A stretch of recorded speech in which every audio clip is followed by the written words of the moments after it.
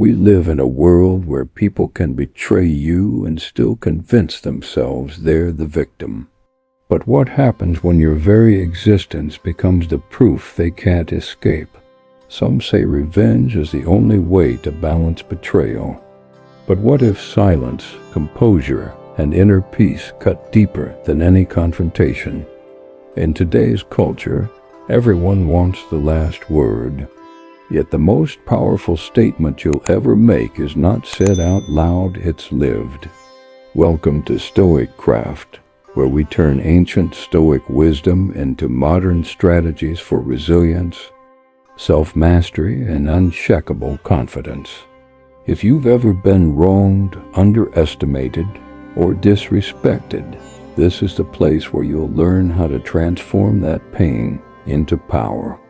They can't look you in the eye anymore. And it's not because you're seething with anger. It's not because you've plotted revenge. It's something far more haunting, because when they meet your gaze, they're confronted with the one thing they've spent their lives trying to escape, the truth about themselves. You don't need to raise your voice. You don't need to call them out. You don't even need to say their name. You walk into a room and suddenly the atmosphere changes. Conversations stutter, their shoulders tighten. They glance down at their phone or force an awkward smile at someone across the room. Some even invent an excuse to leave early. You've done nothing. But your silent presence cuts deeper than any argument ever could. That invisible cut is called shame. It's not the surface-level guilt that says I did something wrong. It's the deeper, heavier voice whispering, there must be something wrong with me. And shame, unlike guilt, doesn't fade when time passes. It lingers. It resurfaces. Every time they see you, it whispers in their mind like an echo they can't mute. I hurt this person, and I can never undo it. You've become the mirror they desperately avoid. Not a physical mirror, but a mirror of truth, one that reflects the chapter they want erased, the betrayal they want forgotten, the weakness they tried to bury.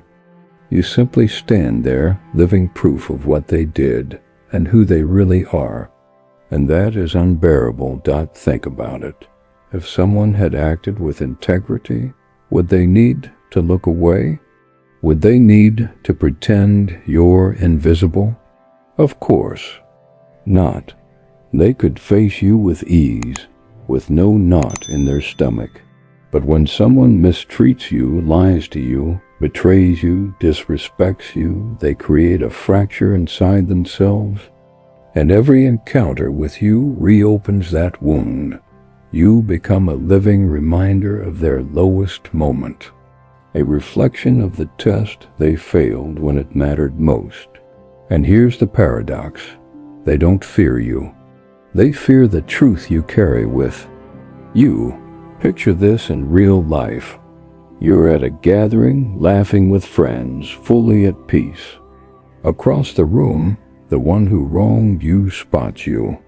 Their expression falters. They stiffen, then quickly avert their gaze as if something urgent just appeared on their phone. To outsiders, it seems trivial. But deep down, they've just been hit with the weight they cannot outrun. That weight is shame. And here's the irony. Avoidance doesn't lighten it. They might tell themselves they're protecting their peace by avoiding you. They might convince others they've moved on. But avoidance isn't peace, it's a mask. And masks eventually slip, because shame isn't erased by time. Shame ferments. It grows stronger in silence, but it comes back at unexpected times. During a long drive, in the middle of the night, or in the quiet moments when distractions fade. And when they see you, that weight multiplies instantly. Your success, your calm, your resilience, these don't just remind them of you. They remind them of who they weren't when you needed them to be stronger, kinder, better. Think about a coworker who once took credit for your work. At first, they felt clever, maybe even proud. But months later, when your talent and discipline carried you forward while they stagnated, the shame hit them like a wave. They avoid your eyes not because you'll confront them, but because your very success dismantles the lies they told themselves about you. Or picture the friend who spread rumors behind your back. They'll dodge the events where you're present. If they can't avoid you, they'll leave early. Why? Because your joy, your laughter, your peace, it all forces them to admit a truth they hate. They tried to hurt someone who never meant them harm. And here's the true power. You didn't even have to fight back.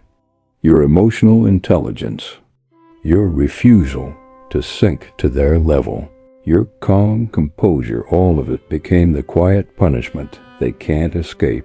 They expected you to break. They counted on your anger, your desperation, your collapse. But instead you became stronger, clearer, more resilient.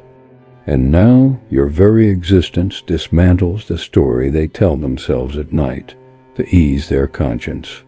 They might say you were too sensitive, too dramatic, too hard to deal with.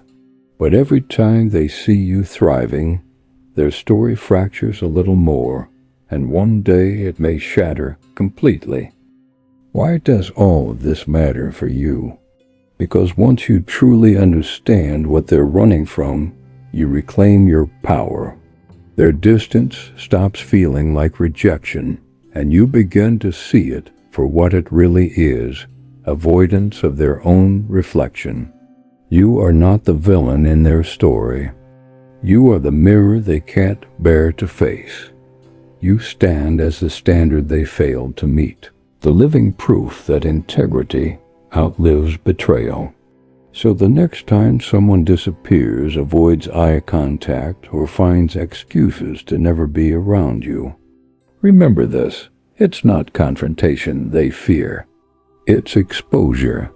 And that exposure, that shame, that belongs to them, not you. We live in a society obsessed with image.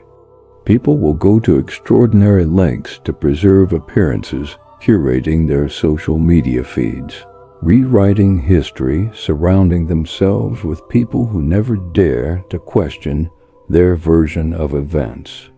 But there's one thing they cannot: edit, filter, or erase the language of their silence. Silence is not empty. Silence communicates.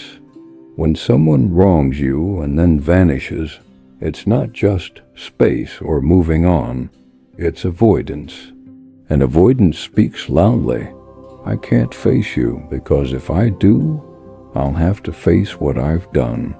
That is not peace, it's fear dressed as calm. True peace has nothing to hide. Real peace can meet you in the street, shake your hand, and look you in the eye without flinching. Avoidance, on the other hand, crosses the street before you even get close. It scrolls through a phone with forced distraction. It hides behind busyness and fake laughter. That's not confidence, it's panic in disguise. And the truth they'll never admit out loud? Their silence isn't about avoiding drama. It's about avoiding accountability. Sometimes silence becomes the loudest apology you'll ever receive. If they truly believed in their actions, they wouldn't hesitate to defend them. If they felt justified, they would stand tall in their choices. But they don't. They vanish. They fall silent. They slip out of rooms. They avoid the spaces you fill. And in that absence is an admission: I know what I did. I just can't face it. Think about this real-world moment. You walk into your favorite coffee shop, the one you've been visiting for years. At the corner table sits someone who once betrayed you. They see you too. But instead of greeting you, they fumble with their drink, mumble an excuse, and rush out the door. Not a word is exchanged, yet you've heard everything you needed. I can't sit here and pretend nothing happened. That exit, that's the confession. That's the apology they can't put into words. At first, their silence might sting. It may even feel like indifference, like you never really mattered to them. But here's what life eventually teaches you. Silence punishes the guilty far more than it ever wounds the innocent. Why? Because guilt doesn't rest. Guilt lingers in quiet moments. It returns in flashbacks triggered by a song, a scent, or a memory. And when they think of you, they don't remember the polished image they present to the world. They remember the version of themselves that failed you. Silence is not absence, it is weight. It's like carrying a backpack full of stones that no one else can see. Every stone is a memory, a betrayal, a truth avoided. They carry it into every room, every conversation, every night of restless sleep. And the heaviest stones come back into their hands the moment they see you. This is where your emotional intelligence changes everything. You don't need to chase them down for explanations. You don't need to craft one last message demanding closure. You don't need to corner them into speaking. Because every day you continue to live in alignment, choosing growth, peace, and self-respect, you amplify their silence into a roar inside their own conscience. Your dignity becomes the mirror they can't look into. Your boundaries become the walls they can't climb. They expected you to fight, to beg, to plead for closure. Instead, you walked away, and that walk was more powerful than any speech you could have given. The Stoic philosophers understood this long before modern psychology confirmed it. Marcus Aurelius wrote, "The best revenge is not to be like your enemy." That's what your silence represents. Not weakness, not defeat, but discipline. It's the quiet power of self-mastery, the strength to let your absence do the talking. Here's the irony. They believed silence would protect them from pain. They thought avoiding you would shield them. But avoidance is not protection. It is a wound that never closes. The very silence they use to hide is the silence that keeps their shame alive. Because every time they see you, even from a distance, you are the mirror they cannot escape. A mirror that strips away excuses, dismantles justifications, and shatters the story they tell themselves. And unlike the stories people spin to survive, mirrors don't lie. They said you were weak, but weakness was temporary, and now your strength is undeniable. They said you were overreacting, but your calm presence has become the ultimate rebuttal. They said you couldn't live without them, yet here you are thriving, flourishing, living, proof that their absence was never your downfall but your release. Every step forward you've taken, every victory you've claimed, every moment of peace you now embody, it's another crack in the carefully constructed story they've been telling themselves. This is the paradox of truth. It doesn't need to be loud, it just needs to exist. Imagine walking into a dinner party. You're relaxed, laughing, surrounded by people who genuinely enjoy your presence. Across the room, they see you. For a fleeting half-second, your eyes meet. And in that instant, their entire mask slips.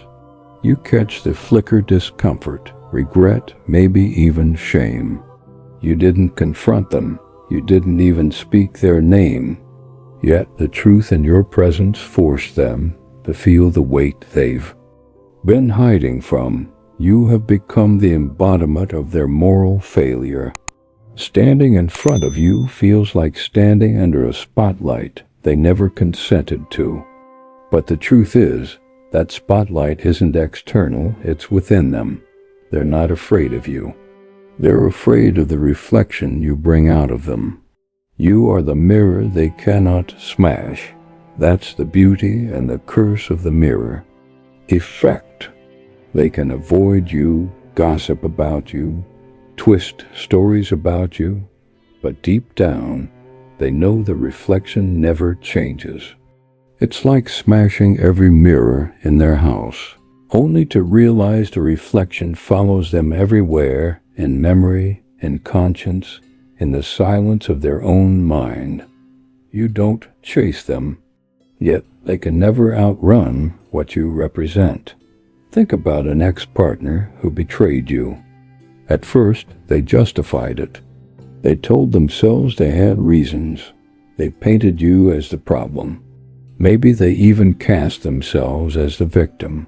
But then, a year later, they see you smiling, radiant, deeply at peace. And suddenly their narrative collapses because your reality no longer matches the lies they told. Or picture a former friend who tried to belittle you in front of others. They convinced themselves you were too sensitive. Yet now, they see you succeeding in the very areas they once told you you'd fail. That's the mirror. Not words, not confrontation, but undeniable evidence that their judgment and their character were flawed. Here's why it hurts them more than any argument ever could. Words can be dismissed. If you confronted them, they could call you dramatic, emotional, bitter. They could rationalize your anger and tell themselves you'll get over it. But the mirror you hold up, that can't be debated. It doesn't shout. It doesn't justify. It doesn't bend to excuses. It simply exists, and existence cannot be argued away. That's why they squirm in your presence. Because no story they invent, no spin they give to others, no excuse they tell themselves can soften the reflection. You represent. And the more silent you are, the sharper that reflection becomes. This is where your power lies. Restraint. The Stoics knew this centuries ago. You don't have to hold the mirror up to them. Life does that for you. Your only responsibility is to keep polishing the mirror through your growth, your discipline, your peace, your refusal to seek revenge. Every step you take in the direction of your higher self makes the reflection sharper, clearer, and impossible to ignore. Your growth is the mirror. Your calm is the mirror. Your choice to live with dignity rather than revenge, that is the mirror. And the more you honor yourself, the more powerful the reflection becomes. Here's the truth. You don't need their acknowledgement. You don't need their apology. You don't need their validation. Because the mirror effect was never about punishing them. It's about honoring yourself. Ironically, that's what makes it so devastating for them. While they spend years dodging the reflection, you walk free, lighter, stronger. Their silence changes them. Your peace liberates you. The mirror effect doesn't require you to fight or to prove anything. Your existence as someone who survived, healed, and thrived beyond their reach, that's enough. That's the truth they can't face, and the proof that you no longer need to say a single word, and to fully understand why they can't face you anymore. You need to grasp one crucial difference, the line between guilt and shame. On the surface, they look alike. Both sting. Both emerge after wrongdoing. But only one has the power to haunt someone for years. Guilt says, I did something bad. Guilt is tied to an action. It acknowledges a mistake. I made an error. I caused harm. Guilt, though heavy, can often be resolved. A sincere apology, taking responsibility, making amends, these things can clear the weight. But shame cuts far deeper. Shame says, I am bad. It's not about what was done, but about who they are. Shame attacks identity. It corrodes self-image. It makes the wrongdoer avoid mirrors, avoid eyes, avoid the truth, because facing it would mean acknowledging not just a mistake, but a deep flaw within themselves. And that, more than guilt, is what drives them into silence. When shame is triggered, most people don't lean in to confront it, they run. They bury it beneath layers of distraction, endless scrolling on their phone, chasing shallow validation on social media, jumping from one relationship to another, drowning themselves in work, or projecting fake confidence in front of others. But here's the reality. All it takes is a single encounter with you, a glance, a quiet presence, a smile that says you've healed, for everything they've buried to come roaring back like a storm they can no longer suppress. This is why shame burns far longer than guilt. Guilt fades when it's faced honestly. When someone admits fault, apologizes, takes responsibility, and repairs what was broken, guilt loosens its grip. But shame lingers because it doesn't rely on anyone else's acknowledgement to exist. It lives inside their self-image, gnawing at them from the inside out. That's why when they see you, their stomach twists into knots. You don't just remind them of what they did. You remind them of who they were when they did it. And that reminder is unbearable. Here's the part they'll never admit. That version of themselves was not strong, not noble, not kind. It was small, cowardly, dishonorable. And every time they look at you, they're forced to remember that truth. Let's make this concrete. Imagine a coworker who accidentally forgets to forward you an important email. That's guilt. They made a mistake, and they can fix it by apologizing and being more careful. Now imagine that same coworker deliberately sabotages your project to take credit. That's not guilt anymore, that's shame. Because the act wasn't an accident. It revealed something about their character, and no matter how they justify it, they know deep down that it exposed a darkness within themselves they don't want to face. This is why shame traps people in ways guilt never could. Shame demands brutal self-confrontation. To resolve it, a person has to look in the mirror and say, I did something cruel to someone who didn't deserve it. And that means in that moment I wasn't a good person. That kind of honesty takes courage, and most people don't have it. So instead of confronting the truth, they avoid it. They avoid mirrors. They avoid the truth. They avoid you. In their mind, avoidance feels like escape. But in reality, every time they dodge you, they tighten their own chains. Each glance away, each fake excuse, each early exit reinforces the belief that facing you would be unbearable. And with each act of avoidance, the shame grows heavier, harder to escape the next time. Here's where your advantage emerges. You're not playing the same game they are. You've already done the hard work. You've confronted your pain. You've taken responsibility for your healing. You've chosen growth, resilience, and peace. They, on the other hand, are still locked inside a prison of their own making, a prison with walls built from avoidance, denial, and shame. And every time you walk into a room with quiet confidence, you don't set them free. You remind them. The cell door was always locked from the inside. From a Stoic perspective, this distinction is crucial. Guilt can be a teacher. Shame, however, is a prison. Marcus Aurelius might phrase it like this: if a wrong can be corrected, correct it. If it cannot, let it teach you. But never let it corrupt your nature. You've chosen the higher path. You refused to let their wrong corrode your spirit. Instead, you turned what could have been your prison into your training ground. They did the opposite. They turned what could have been accountability into a life sentence. Here's the final truth about shame.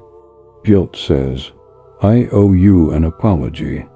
Shame says, I can't even be near you without falling apart inside. That's why they avoid you. Not because you're dangerous, not because you're seeking revenge, but because you become the living embodiment of a truth they cannot bear to face. So the next time you notice someone glance away, change the subject, or slip out of the room the moment you arrive, don't misinterpret that as strength or indifference on their part. It's not power. It's not peace. It's shame. And shame eats them alive in silence, far more than you could ever see on the surface. Here's where your steadfastness becomes their undoing. When someone betrays, disrespects, or tries to break you, they expect a predictable reaction. Either you collapse so they feel powerful, or you explode in anger so they can twist the story and cast themselves as the victim. But what they can't predict, what they can't handle, is your unwavering calm. This is why they count on you to break. People who mistreat others operate on a psychological script. They strike, then they wait. They watch to see if the damage sticks. If you fall apart, they win. If you lash out, they justify themselves. But when you remain composed, when you walk forward without rage or collapse, you destroy their script entirely. Steadfastness isn't passivity. It's the highest form of self-mastery. It's not about letting them get away with it. It's about refusing to hand them your energy. It's the deliberate choice to preserve your dignity, to protect your peace, and to hold your ground without ever stooping to their level. That's emotional intelligence in action. Understanding that your serenity is far more valuable than winning an argument. Think of it as a silent disarmament. Every toxic interaction is like a tug of war. They yank on the rope, expecting you to pull back with equal force, but instead you drop the rope. The game ends instantly, and they're left standing there, holding the rope, realizing they no longer have power over you. That's what steadfastness does.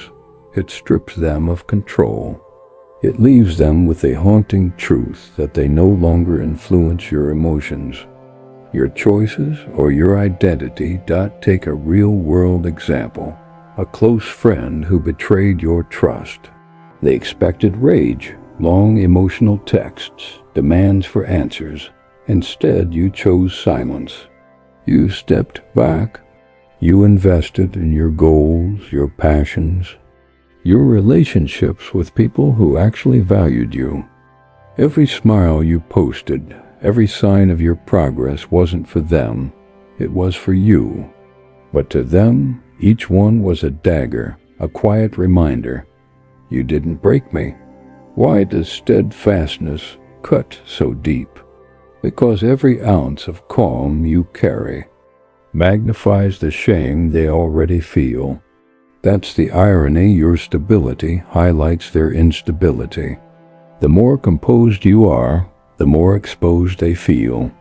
They once believed you would crumble without them. They thought their betrayal would leave scars you'd never recover from. They convinced themselves that they had the power to define your life. Instead, your silence, your resilience, your calm endurance proved the opposite, that the only thing permanently damaged was their own integrity. You're still here. You're still standing. You're still building.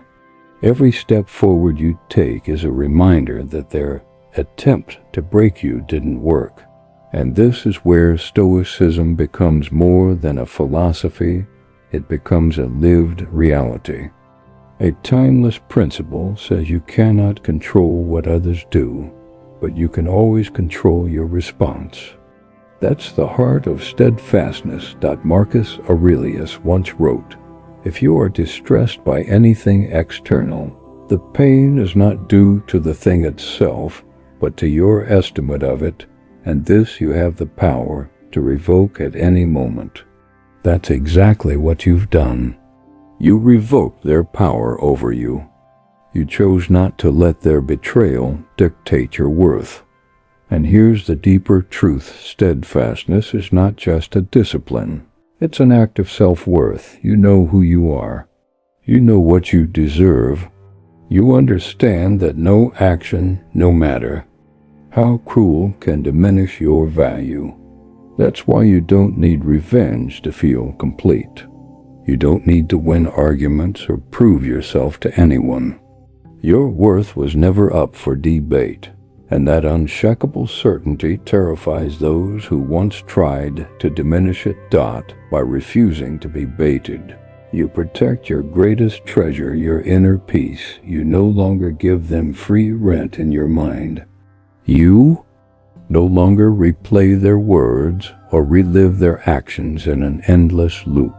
Instead, you live in quiet stability, and that stability stands in sharp contrast to the chaos still festering inside them. When they see you now, two truths hit them instantly. First, you didn't break. Second, they lost the privilege of standing beside someone who refuses to break. And that realization cuts deeper than any insult you could ever hurl. It's why they avoid your gaze. It's why they stay silent. Your steadfastness tells a story they cannot rewrite. You survived, and they failed the test of character. That's why steadfastness is your silent weapon. It's not about winning through words. It's about winning through life itself. Every new success, every peaceful moment, every step of growth is a declaration. You never had control over my path. And that's the power they wanted to strip from you, but can never touch again. Here's the part that most overlook. Time has a strange way of healing wounds, but shame is not one of them. If left unaddressed, shame doesn't fade. It festers. It corrodes slowly, like rust eating away at steel, until it weakens everything beneath the surface. When someone wrongs you deeply, that shame doesn't stay in the past.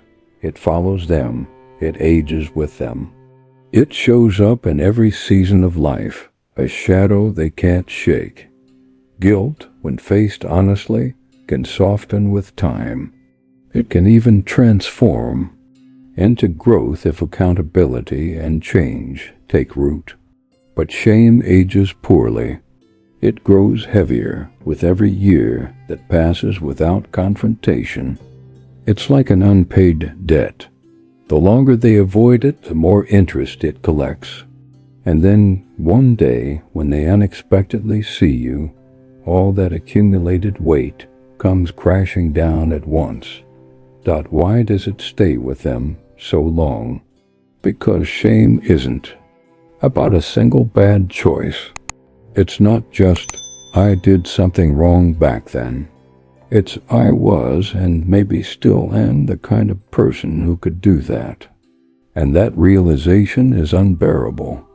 They distract themselves with new jobs, new relationships, new hobbies. But those are surface changes. Beneath it all, nothing has shifted. The moment life grows quiet, the whispers return. Now picture this. A decade has passed. You've built a life you're proud of. A career, relationships, peace of mind. Then you bump into them at an airport, a wedding, maybe even a grocery store. To you, it's nothing, a passing moment. You feel no anger, no need to dig up the past. But to them, it's like someone pressed play on a video they've been trying to erase for years, in an instant. They remember everything, the lies, the betrayal, the disrespect. And now, standing in front of them, is living proof that they failed to define you. That reminder hits harder than any confrontation ever could. Here's why. The human mind is wired to protect its self-image. People justify their wrongs to avoid facing themselves as cruel or dishonorable, but those justifications are fragile. When they see you thriving, every defense begins to crack. They can't say you were too sensitive when you're now stronger and calmer than ever. They can't claim it wasn't that bad when your growth proves otherwise. Your presence alone is enough to trigger the replay of their actions, this time without the illusions they once clung to. And here's the kicker. It doesn't just torment their mind, it burdens their body. Shame shows up physically. Tightened shoulders, darting eyes, nervous laughter, a knot in the stomach, even insomnia and stress-related illness. Sometimes just hearing your name makes their heart race before their brain can even process why. That's not fear of you. That's the long-term toll of carrying shame they've never had the courage to face. And here's what you need to know for your own peace. Their burden is not your burden. Their shame is not your responsibility to fix. Your role is simply to live free while they carry the weight they created. You're not responsible for carrying their weight, nor are you responsible for lifting it for them. You don't owe them a shortcut to closure. You don't need to hand them the opportunity to explain themselves if they haven't earned that right through genuine accountability. That's where your psychological boundaries step in. Protecting your space doesn't make you cold, it makes you wise because, let's be honest, someone who has carried shame for years without ever trying to make things right is unlikely to wake up one morning transformed. More often than not, they'll keep running. They'll avoid the places you go. They'll silence mutual friends who might mention your name.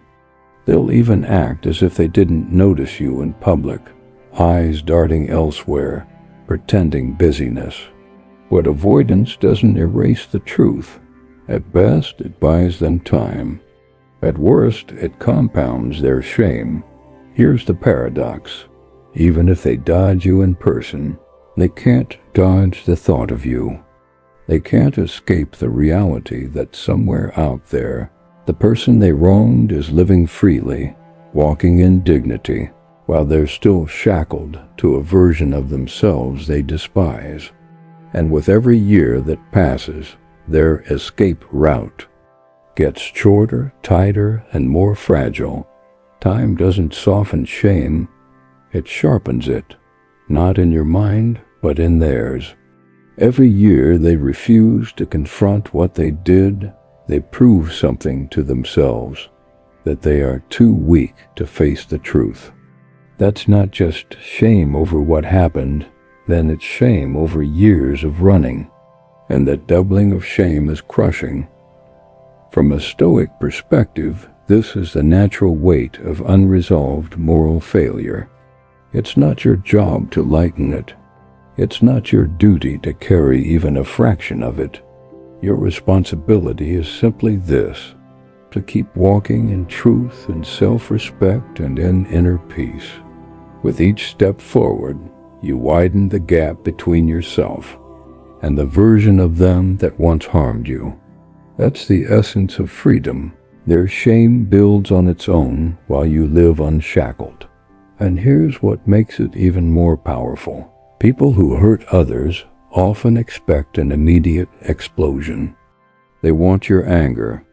They want your breakdown. They want your reaction, because a reaction would prove they still hold influence. But the real shift happens when you master emotional intelligence. That's when their influence collapses completely. So, what is emotional intelligence? It's not about pretending you're not hurt or burying your emotions under a fake smile. It's about recognizing your feelings, understanding where they come from, and choosing a response instead of reacting on impulse. That single shift creates a psychological boundary they can't cross. They lose their ability to manipulate you with guilt, drama, or provocation, because your center is no longer available for them to exploit. Think about how their strategies depend on your reaction. If they can make you angry, they can call you unstable. If they can make you beg, they can call you needy. If they can make you lash out, they can play the victim. But when you remain calm, grounded, clear, composed, you strip every card from their deck. You deny them the reaction they rehearsed. 4. And that unsettles them more than any argument ever could. That's the power of the pause. Emotional intelligence gives you that moment where you feel the urge to clap back, to defend yourself, to prove your point, and instead you breathe. You wait. You respond with precision instead of impulse. This pause is lethal to manipulators because it breaks their script. They can't predict you. They can't control you. Picture this. At a family gathering, someone who wronged you makes a passive-aggressive comment, hoping to embarrass you. The old version of you might have taken the bait hot, defensive, proving their point. But the emotionally intelligent you smile, let it pass, redirect the conversation.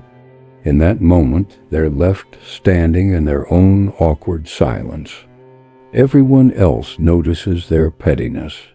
You remain unshaken, reinforcing your self-worth. And here's the deeper connection. Emotional intelligence rests on self-worth. When you know your value, you don't need to prove it in every interaction. You don't absorb every insult or slight as if it were the truth. You understand that people's behavior is a reflection of them, not you. The Stoics had a phrase for this indifference to the opinions of the unwise. It's not arrogance. It's clarity, and that clarity creates ripple effects. Because when you stand in emotional intelligence, you hold up yet another mirror. They're reactive, you're composed. They're fueled by ego. You're guided by principle. They're stuck in the past, you're building the future.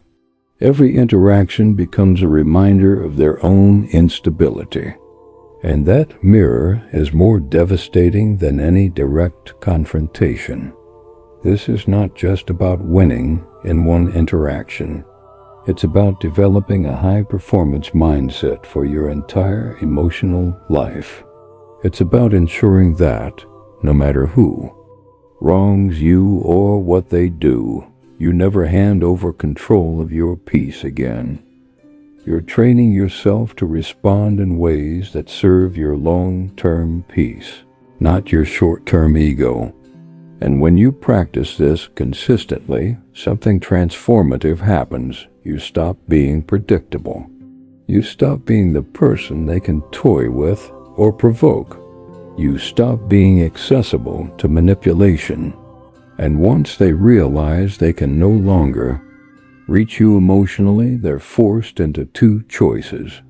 Either change their approach or disappear altogether. Either way, you win. Both outcomes protect your peace.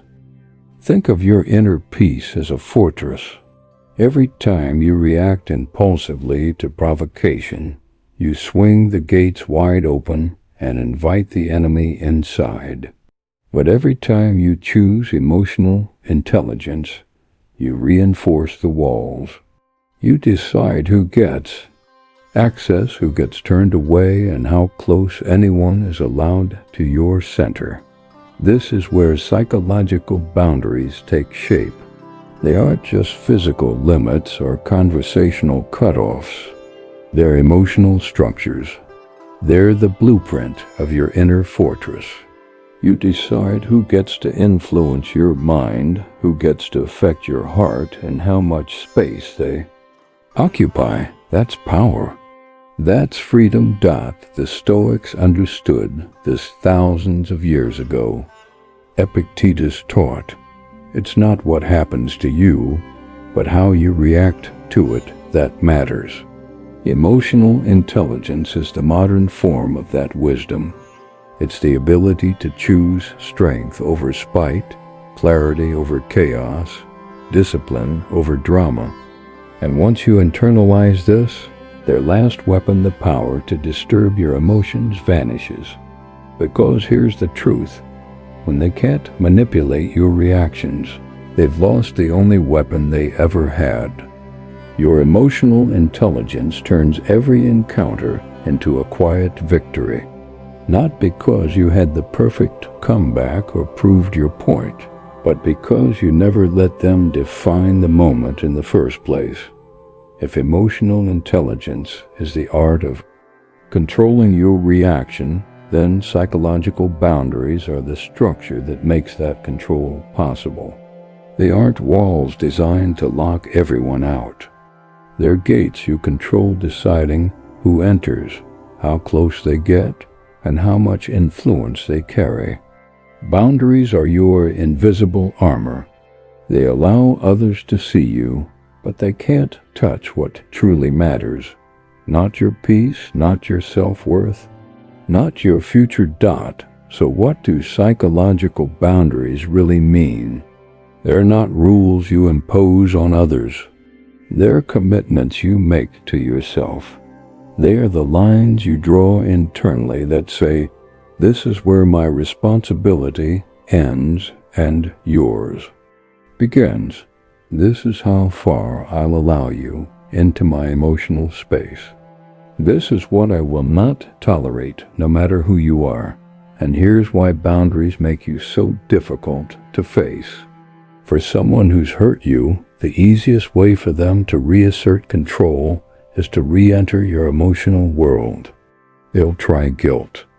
They'll try charm. They'll lean on nostalgia.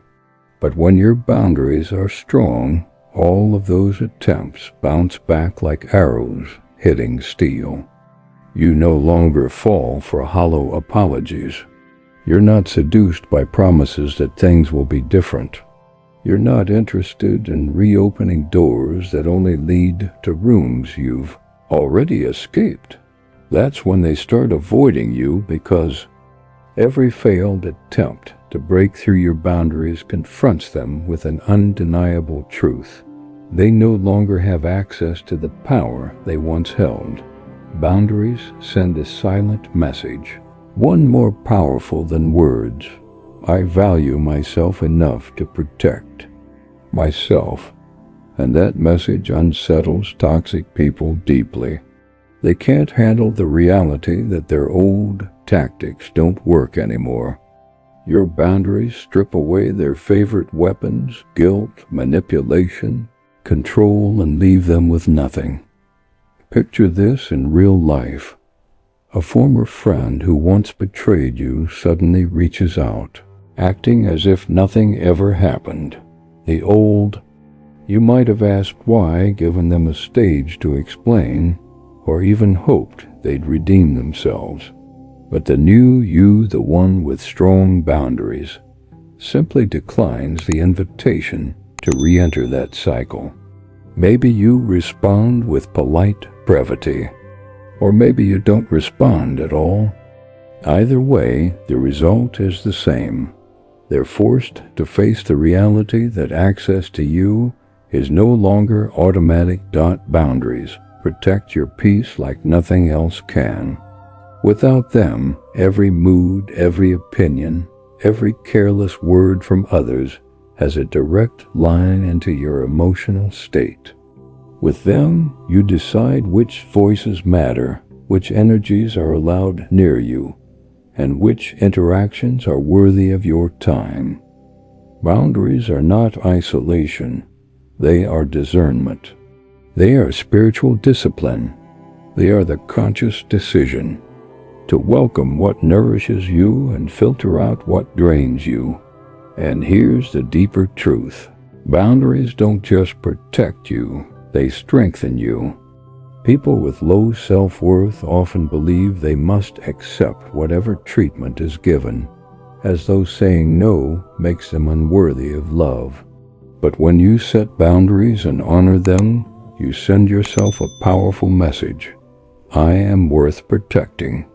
And when you live by that message, those who once crossed lines without consequence suddenly find themselves locked out, not out of bitterness, but out of respect. Boundaries make your very presence intimidating to those who have wronged you. Why? Because boundaries are living proof that you've learned, adapted, and risen above. They show you're no longer the person they once manipulated, underestimated, or took for granted. Every encounter becomes a silent reminder. The access they once abused is gone forever. And for someone burdened by shame, that reality is unbearable easier to avoid than to confront. The Stoics understood this even if they never used the modern word boundaries. Epictetus taught, keep your will in harmony with nature. Let others act as they will. It is not within your power to control them, but let nothing harmful enter your soul. That's the essence of a psychological boundary. You can't control how they behave, but you can absolutely control their access to your mind, your heart, and your spirit. Boundaries aren't punishments. They're declarations of self-respect. They broadcast to the world.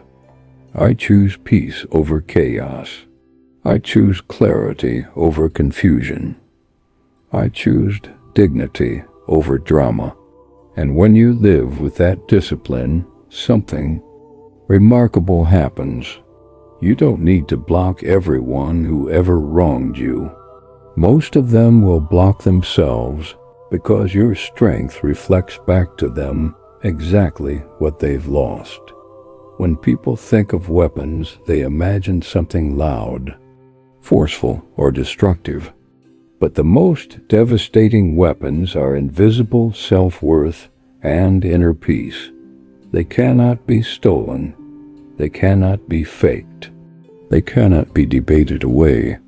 And once you've built them, anyone who once wronged you will feel their sting without you.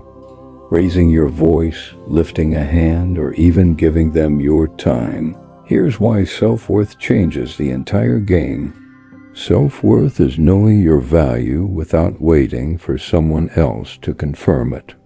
It's the unshakable conviction that you deserve respect, dignity, and fairness, and that you'll walk away from anything that doesn't honor those standards. When you know your worth, you stop negotiating with people who mistreat you. You stop searching for closure from those incapable of offering it.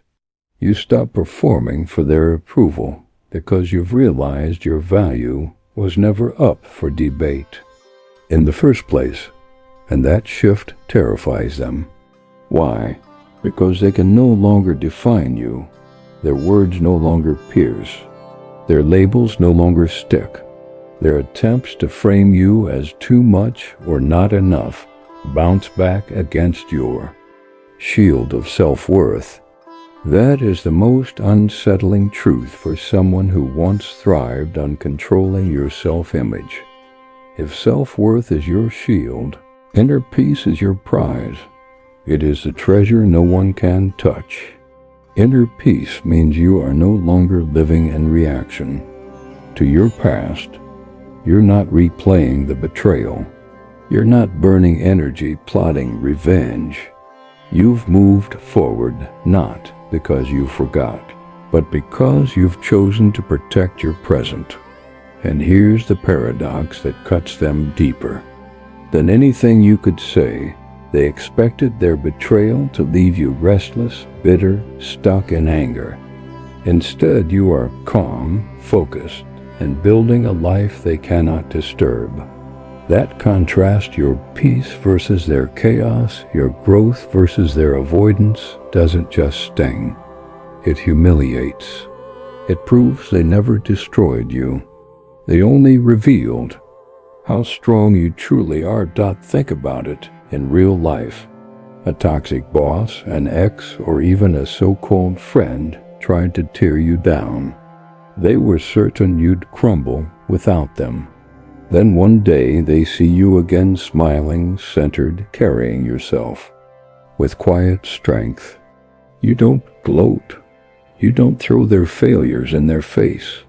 You simply exist in a way that makes it clear you've reclaimed your life. That moment crushes them more than any speech ever could, because it's living proof that their version of the story no longer matters. Self-worth and inner peace are built on emotional intelligence. You cannot have either if you're constantly chasing validation or reacting to provocation. Emotional intelligence teaches you to pause, to weigh whether something deserves your energy, and to walk away when it doesn't. That's why your peace feels untouchable, because it's guarded by discipline, not by chance. And it takes spiritual discipline to let go of the need to win in the eyes of others. Your true victory isn't proving them wrong. It's proving to yourself that you can live fully without their approval. That's when inner peace becomes more than a mindset. It becomes a spiritual practice. You stop obsessing over their journey. You stop measuring your worth against their recognition. You start living aligned with your values. That alignment itself becomes your greatest armor. And that's why these invisible weapons, self-worth and inner peace, are unstoppable. You can't argue with them. You can't dismantle them. You can't even touch them without consent. Those who've wronged you can dismiss your success, downplay your achievements, or mock your resilience, but they cannot erase the fact that you carry yourself differently now. You are untouchable in ways you never were before. The Stoics had it right. True happiness comes not from controlling the actions of others, but from mastering the control of your own mind. Self-worth is the knowledge of your value regardless of outside opinion. Inner peace is the reward of living that truth every single day. Together, they form an invisible armor that makes you unshakable. Remember this: the most powerful revenge is no revenge at all. It's building a life so full of dignity, peace, and strength that anyone who hurt you becomes irrelevant to your story. When you carry true self-worth and inner peace, you no longer have to prove anything to anyone. You are the proof. Your calm presence, your quiet strength, your refusal to bend to the weight of bitterness, that is the lasting victory. And it's precisely that victory they can't stand to witness. Everything boils down to this: you walked away stronger, freer, and lighter, while they remain imprisoned inside a cage of their own design. It's not a punishment you handed down. It's not a prison you built for them. It is the natural consequence of their choices, a cage made of shame, regret, and avoidance. This prison has no walls and no visible bars, yet they carry it everywhere. You see it in the heaviness in their chest when your name surfaces, the nervous glance away when they spot you across a room, the sudden stiffness in their voice when a memory sneaks back in. It's not fear of you as a person, it's fear of what you represent, the uncheckable truth of their failure. And here lies the irony. The door to that prison has always been open. They could step out at any time by facing the truth, admitting their wrongs, offering a genuine apology, and embracing humility.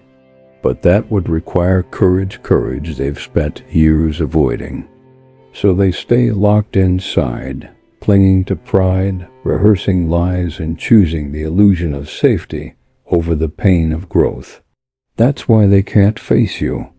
You are living proof that they failed a test of character they still refuse to acknowledge. But your freedom was no accident. Don't confuse it with luck it was earned. You walked through fire. You faced pain directly.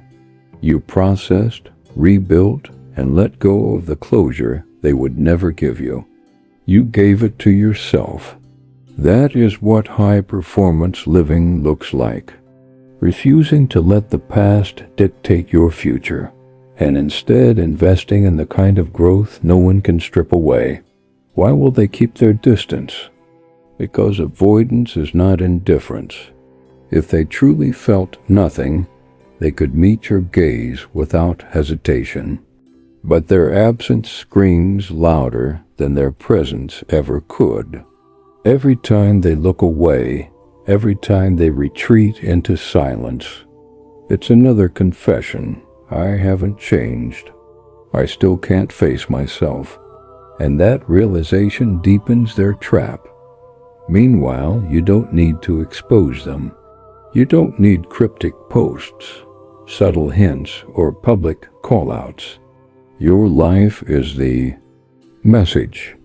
Every stride forward, every victory, every quiet moment of dignity is a mirror they cannot escape.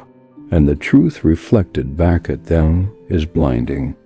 It shows them everything they've tried to hide, everything they've spent years burying under. Distractions. And here's the paradox. You don't need revenge. Revenge would keep your energy tied to them, tethered to proving a point. But you've already won a greater victory. Your peace is your proof. Your self-worth is your statement. Your psychological boundaries are your declaration that their influence no longer reaches you. From a Stoic perspective, justice doesn't always arrive in courtrooms or public displays. Often it arrives quietly through cause and effect. They planted seeds of shame and avoidance, and now they're forced to live with the harvest. Meanwhile, you planted seeds of discipline, resilience, and clarity. And every day you water those seeds, your life grows richer and stronger. The final truth is this: they are trapped not because of you, but because of who they chose to be. You are free because you chose differently. And every time they avoid you, every time they turn their head, every time they go silent, they are admitting it without words. You rose. They stayed the same. Your job now isn't to make them see it. Your job is to keep walking forward, building a life so abundant with purpose, self-respect, and peace that their absence barely registers. Because their silence is not your burden. It is their sentence, and it is your freedom. They may never confess. They may rewrite the story until their last breath. But deep down, they know. And every time they glance away, every time they fall silent, every time they vanish from your presence, that is their confession. You don't need their apology. You don't need revenge. Their shame is the justice. Their avoidance is the proof. Your victory is that you did not let their actions define you. You did not trade your dignity for their chaos. You chose intelligence over impulse, boundaries over weakness, and self-respect over desperation. And now, while they remain shackled to the echo of their own choices, you rise freely into the future, not to punish them, but to honor yourself, because the ultimate power is not in making them suffer. It's in knowing, finally and completely, that you no longer need to. If this message resonated with you, don't keep it hidden. Share it with someone who needs the reminder that true victory comes not from revenge, but from rising stronger and freer.